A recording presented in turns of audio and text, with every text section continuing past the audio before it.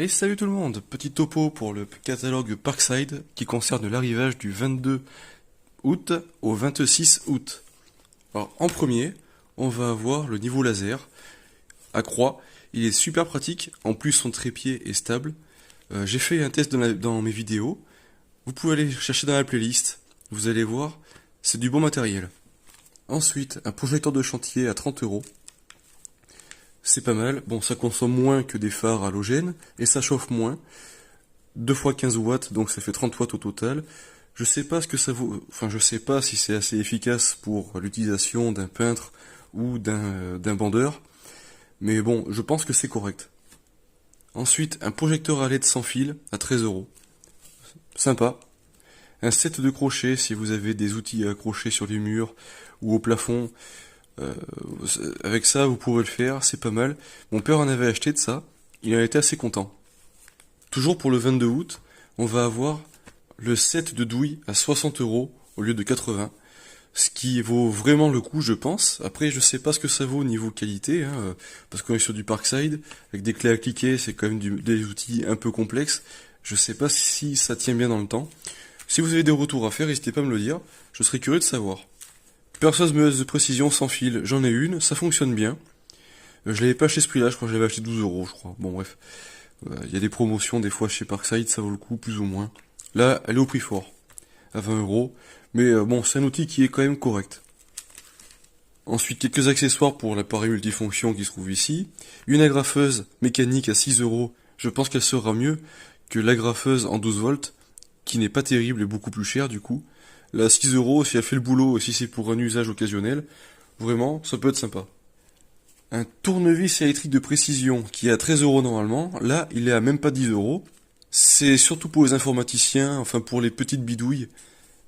Si vous avez du travail dans le bâtiment à faire, ça vous servira pas à grand chose d'avoir ça. Par contre, si vous avez des jouets à démonter ou ce genre de choses, là, ce serait efficace. Des tournevis Parkside Performance. Donc je sais pas ce qu'ils valent, parce que moi j'ai des tournevis de base Parkside, qui sont bien. En performance, j'imagine que c'est plus solide. Mais je sais pas, j'attends votre retour. C'est à 17 €. Bon, c'est pas ridicule comme prix, c'est pas mal. Un set de tournevis à 9 €. Donc là c'est du Parkside simple. Avec donc un jeu de tournevis et aussi un jeu d'embouts de tournevis. Les embouts de vissage. Là, ils ont recopié sur la présentation qu'on trouve chez Bosch, à 4 €, mais au lieu de 6 €. Par contre, c'est pas du Bosch, hein, là, vous aurez... Parce que chez Bosch, pour avoir ça, il faut au moins compter 20 ou 30 €, mais c'est pas la même qualité.